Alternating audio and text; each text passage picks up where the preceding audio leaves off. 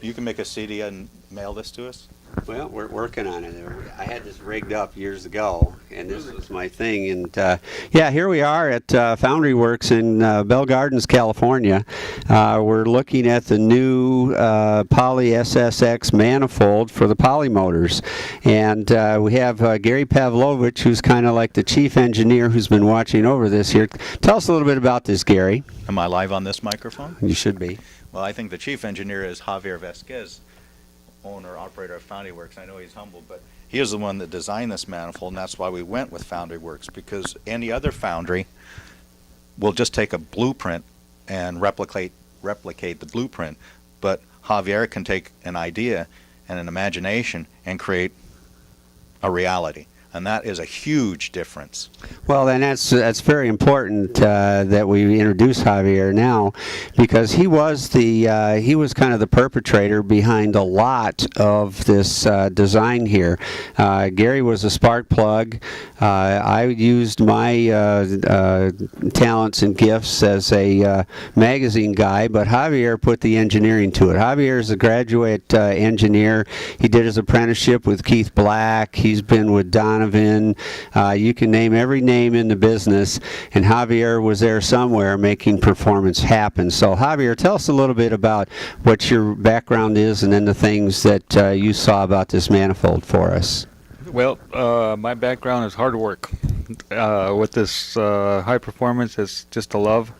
And I was lucky enough to put myself through school in metallurgical engineering, and the rest of it is all about love, and that's just been high performance racing, and all of that kind of came together. I've been lucky to work with a lot of different people. I've learned a lot from them. Ed Donovan, Keith Black, John Rodak, even though he was a competitor for some of the companies that I work with, but yet work with them. Joe Mondello. Joe Arias. Nick Arias. I've learned a lot from Nick Arias, I must tell you.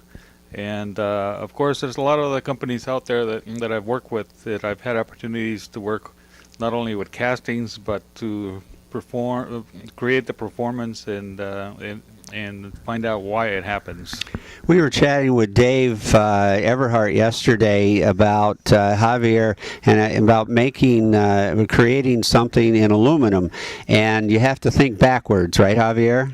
Absolutely. That's one of the things that not only backwards but upside down. And once you create something, it's really, really different. Really different. And we are really blessed, because actually Gary and I are more enthusiasts than anything, although Gary is really quite engineering minded, and even though I started in college myself as in engineering, math was not my forte, so I ended up in the magazine publishing business, and it makes me the chief cheerleader here for having this project come together. And I think that we have been really blessed, because the Polly has been maligned and ignored for a long time. Nobody ever gave it its day in court, because it was always overshadowed by the early Hemi brothers, 392, and the Max Wedge guys that came along. And so the Polly was originally just planned as a cheaper version of a Hemi type combustion chamber, but it was a lot cheaper to produce. And so Javier, we've got a real opportunity here in his knowledge and expertise to take a lowly 318 motor that has an awesome combustion chamber opportunity and design, and work together to make something that, as we said in an earlier video, he believes that all else equal, there's 40 to 70 horsepower just in this manifold because of its design. You want to talk us through it just briefly, Javier, and show us what's so cool about this design? What's the difference? Well, definitely the height, and being able to put all the air through it at the bottom section of it, because most of the thermostat housings are always at the bottom of it, and they get in the way, and of course it creates heat just as well. But the design of the runners, and actually the drop, it almost is going to act as a tunnel ram. and in a short way. But smaller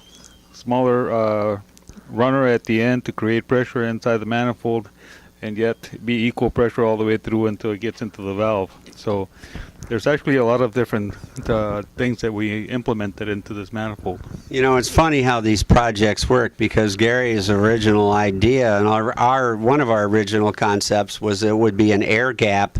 For example, like the Big Block Brothers, you know, the 383, 440, have an air gap underneath the manifold with a valley plate that's separate, and it keeps the intake manifold a lot cooler, because you don't have the engine heat, the oil, and all that stuff splashing up on the bottom of the manifold. And that's the way the original Polly design was. You had oil splashing up on the bottom of the manifold.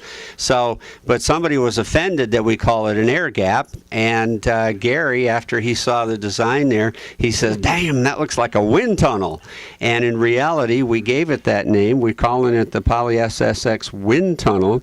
But at the end of the day, we looked at it even further, and we're calling it not only a wind tunnel, but it's also a tunnel ram because of the. You can see how long the runners are. It's almost could qualify as, we would say, a dual plane. It's a dual plane tunnel ram. What do you think, Javier? Well, that definitely. I would call it that, definitely so, because it does have it has both of them are integrated in a small way, but they're there. Definitely, the dual plane is big in the sense that it's a dual plane all the way through, and tunnel ram. Why usually we know tunnel rams has 2 4-barrels. Yeah. Carburetors, not just one. So. I'm really excited to see how this is going to perform once it's up and running. So are we. Okay, well, you're going to see more videos here. We're going to take you to Vegas with us this week and introduce you to some more of the really great characters that have been around this business, and the real blessing of having people like Javier and his brother, that are in this capacity, that are bringing us, we Mopar characters, to a much higher place. And by the way, Javier is a Mopar character. Tell us a little about your Moparness. We like performance, so that's the way to go, right? It's the only way to get it. So especially, when I was in high school, the 426 was the biggest thing out there. So sure. I am back in high school per se, because I am playing with 426 Hemis, and I still drive a Mopar and play with one. So yeah, we heard that Super Bee come in the parking lot this morning. He was doing a drift with that 4-speed original Super Bee out there. It's quite a piece of equipment. All right, well, we'll talk to you all soon. Thank you, Javier. Thank you, Gary. Excellent. Very good. Now play that.